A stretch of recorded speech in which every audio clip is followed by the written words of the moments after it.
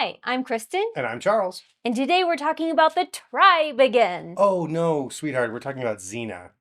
Xena? Yeah, we're talking about Xena today. I'm gonna look crazy! Slow blinks.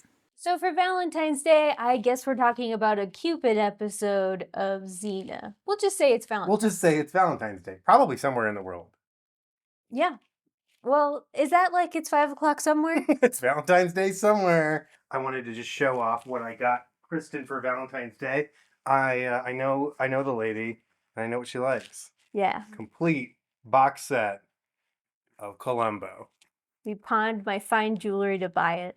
Hey, they don't need to know that. Previously, we've talked about a lot of shows that share production teams with Xena and with Hercules: The Legendary Journeys. We've talked about Jack of All Trades. Yep.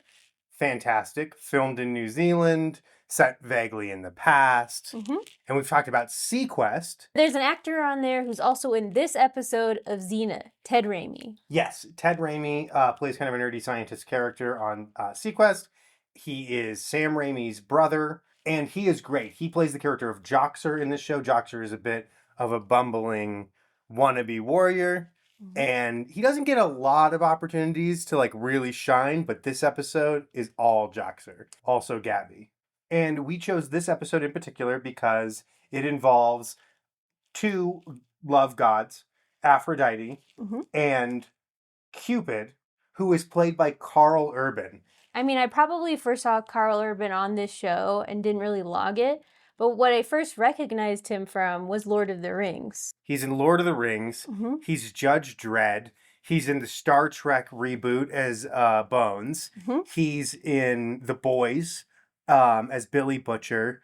Another great thing about Xena is that, like many shows we like, filmed in New Zealand, speaking of Lord of the Rings, you get a wonderful variety of accents. Some American, some don't even try. Yep. Some try badly. It's great. The title character of Xena is not really in this episode. Do you think this has been scraping on your microphone? Probably. This episode, we talked a little bit, it's got Cupid. Yes. It's got Aphrodite. Yes, Aphrodite, played by Alexandra Tidings. And then Lucy Lawless is obviously Xena. Karl Urban as Cupid, and then Renee O'Connor as Gabrielle. There's also two other actors that have quite a bit to do in it. Really, it's the princess and the prince. I don't know their names. I refuse to learn them. So, Xena, we know she's a warrior princess. Yes. Gabrielle, kind of the sidekick character. Yes, absolutely. Joxer's the wannabe that tags along sometimes. Mm-hmm. And then we have the two gods that we're dealing with in the episode. Let's jump right into the plot. Sure. So the beginning of the episode is Xena leaving and talking to Gabrielle and telling her that she's going to leave. And she mentions the king that sent for her. She gives off really strong, I need some personal time, personal space energy. Gabrielle, relax. Enjoy yourself for a couple of days. I can handle this without you. Fine. Maybe there are a few problems around here that I can handle without you. Well, if there are, I'm sure you're up to the challenge. And Xena is patronizing to her. I think either one works. I think you patronize a store, and I think you patronize a person, but I think it's the same word, and it depends on the context. Comment down below. Gabby is going off on her own. She finds Joxer, and Joxer is doing the most adorable thing. Pretending to be Xena. You're next, Megalopolis. I'm gonna cut your head off and feed it to the fishes. But first, a special move I'm gonna put on you.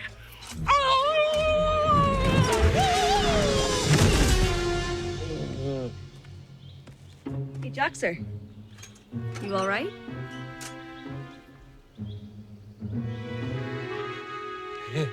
So she finds Joxer, and Joxer tries to convince Gabby that he's like a real warrior, and that she can be his sidekick while Xena's gone. And then she tells him to guard her rear from way, way, way back so no one sees him. And then we see the two gods. It starts out with Aphrodite. Cupid! Where are you? Yo, Mom. What up? And that's when we get to hear Karl Urban's great American accent in this. He has gotten so much better. Well, he's had 30 years to work on to unclench his jaw. Exactly. Look, get to the point, Mom. I'm real busy. One thing we need to talk about, though, is Cupid's appearance. Bleach blonde hair. They didn't have... today we have something called toner, that if you are going from dark brown to blonde, you can use a toner to take some of the yellow-orange tones out of your hair. They did not have that back then, so he just has like the super yellow blonde hair. I am really freaked out by his wings Why? because they're nightmarish. Rather than do the like Hawkman thing where they're just wings attached to like a harness, you can see the skin turn into the white feathery nastiness of his wings. So you don't think like the human meets plucked chicken look is like good? Cupid has established a match between a prince and a princess, and the neighboring kingdoms are going to merge basically. Yeah, they're a cooking couple. It's set. If they get married, she will lose some of her temples, which she does not like. Also, I would mention that Aphrodite talks kind of like a valley girl. That's way harsh, Cupid. I'm Aphrodite, the goddess of love. Temples are my kahunas, the way I know whether I'm happening or not. But I don't know what kahuna's plural like that means. This. So she wants to break up the romance, and she brags that she could basically break it up with any human and lets Cupid pick.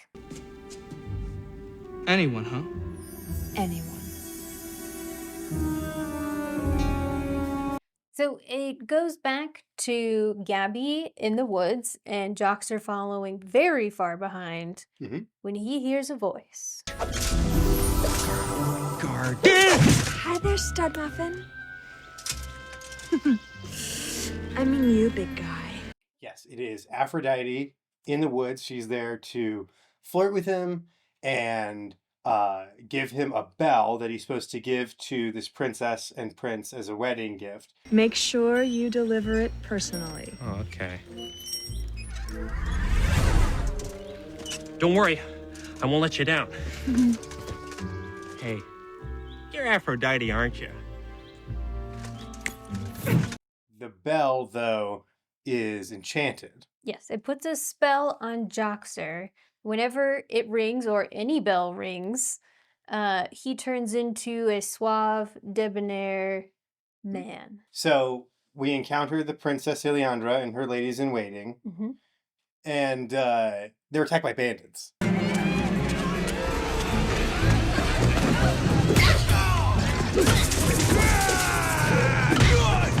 Gabby finds them first and tries to intervene with her stick. And she does a pretty good job, but she's not winning, and she gets her stick taken away from her. Joxer enters the picture. He takes them all on in a style of combat that is very familiar if you've ever seen this show. It's sort of like comedy combat.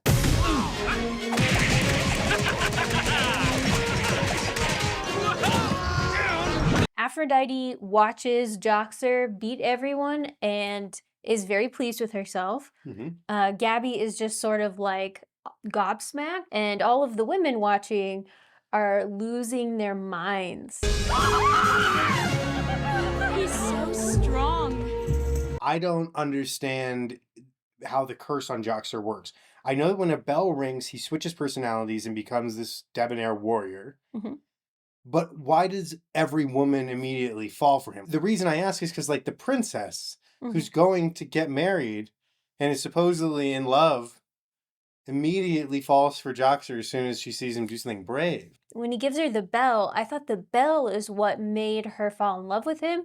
But then in some scenes, she's not wearing it and she's still in love with him. When he's in warrior mode, she's in love with him. I just remembered her saying, "You saved us." You saved us. Yeah. I mean, you sounded a little bit like the Cowardly Lion there, but... I think I also sounded a little bit like Christopher Lloyd in The Page Master. But yeah, she's immediately ready to throw herself at Joxer. But a bell rings again. Yeah, he turns back into an idiot and she forgets that she was in love with him. They get invited to chaperone the rest of the way, and Joxer cannot remember anything. We cut to the two kings negotiating the boundaries of their kingdoms after this marriage happens. They seem to be getting along really well. To both our kingdoms. And you, Barris. A peace between our kingdoms. It's a done deal, Mom. Give it up. It's been a long time coming. Now, to rid ourselves of these pesky temples to Aphrodite. Pesky? One of the guys has like an Irish accent and he's wearing a turban, and I just absolutely love that. Yeah, both the kings are wearing turbans. Yes. And if you saw earlier, Princess Ileandra is like wearing a sari. And her ladies in waiting are dressed as Jasmine. I saw Princess Ileandra in the arms of another man, a gallant warrior named Joxer. Nonsense! Take it back, woman! Oh, it's true. My friend saw it too. And then the whole thing is off. Until they investigate what happened. Yes, so Aphrodite's like, Cupid's, dang it, Mom. How could you do that? That's way not fair! All right. I suggest we continue this conversation when we've both mellowed. I'm out of here.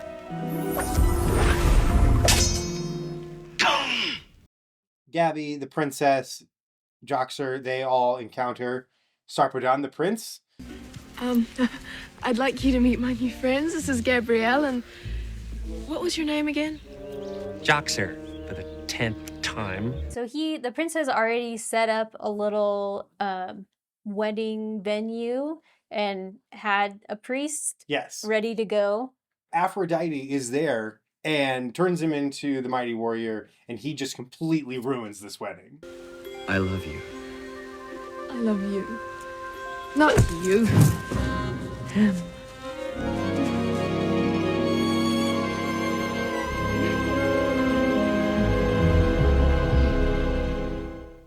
Yes.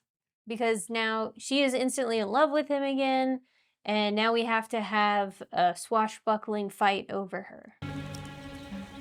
This necklace, is it a gift from you?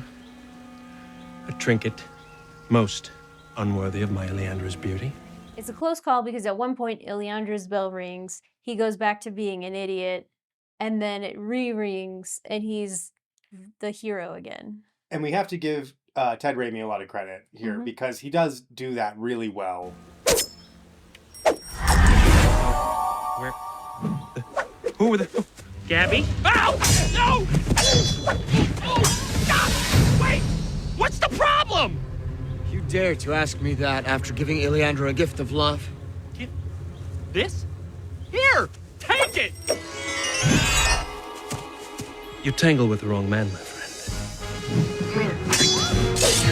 Now it's just Gabby, Princess Ileandra, and Joxer. Joxer is still in his like suave persona. They're still in love, and Gabby is desperately trying to keep them apart because she doesn't want Ileandra to ruin her future marriage. They're hiding in a cave. The prince has declared that he's going to get revenge on Joxer. I really like when Gabby tries to pour cold water on Joxer, and he just like...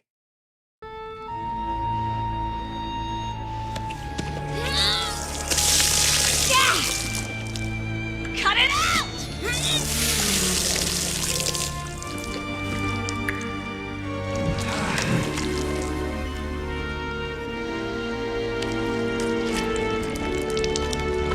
Come here.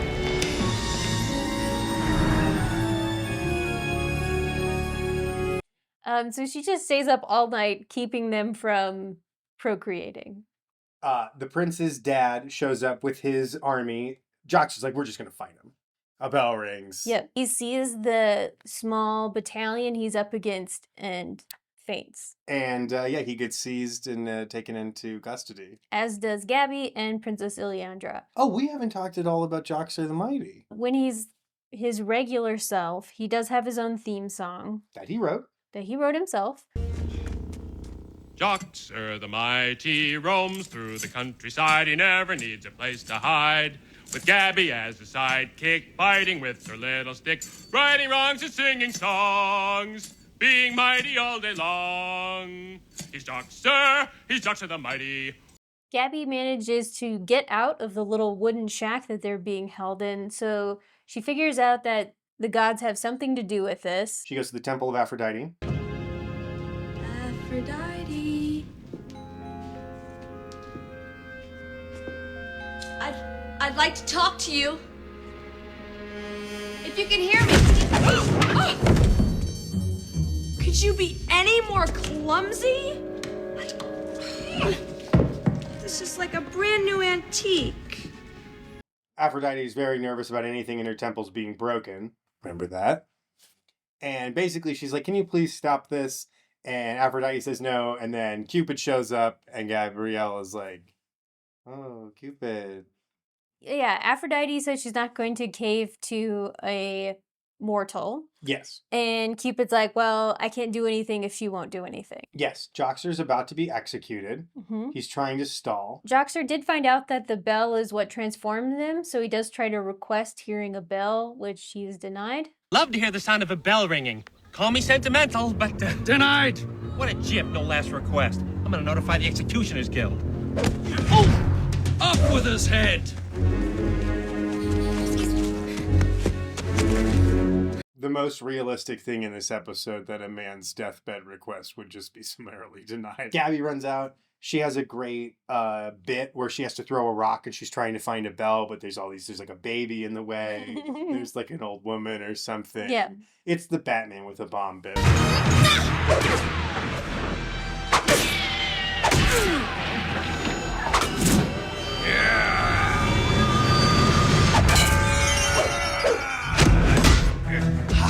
You've got work in your aim, my friend.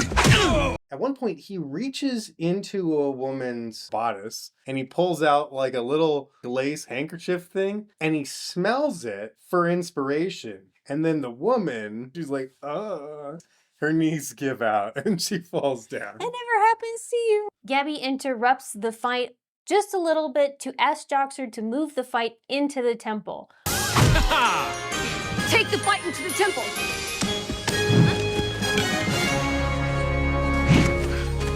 As you wish.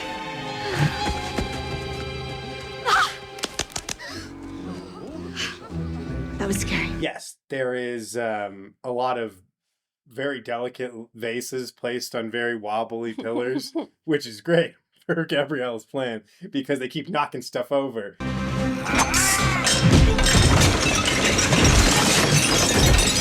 That was a statue of me!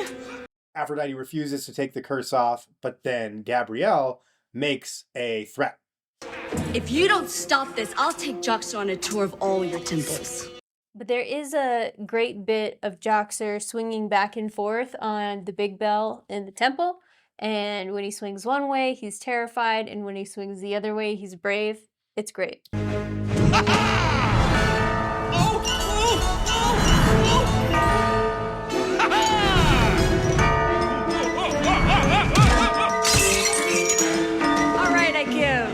When he has the spell taken off, he falls off, and then the bell, like, almost kills him. Yep, but doesn't. But then doesn't. So we jump forward. All is resolved. The prince and the princess are back together. They thank Gabby. Hey, where'd this come from? I'm sorry, is this yours? Congratulations. Are they afraid of me? They are. Oh. No, they're not. They're disgusted with me. Yeah, Joxer is pretty down. And he's like, down to feel sad. Down to clowns. Down to sad clown. I was going to say down to frown. Down to frown. To sad clown to frown. I don't know what's happening. And then we get kind of a closing scene. Xena's back. Yeah. Xena cheers him up by saying the gods can't give you anything you don't already have. Which is very confusing because the gods meddle a lot in Xena, and you don't want all of that to be inside of you already. The real Joxer may not be the best swordsman around, but he's always had the heart of a lion. You're just saying that to make me feel better. You calling me a liar? It's a good pep talk, and immediately Joxer is like back to himself. He runs to catch up with him. Joxer the mighty. Joxer the mighty, he's very tidy. Xena is something that you can totally stream on Amazon. Thank you so much for joining us to talk about Xena. Happy Valentine's Day around time-ish. Goodbye. Bye. He's worked the mighty. He's not very tidy. That's right. He will find a place to hide with Kristen, preferably by his side.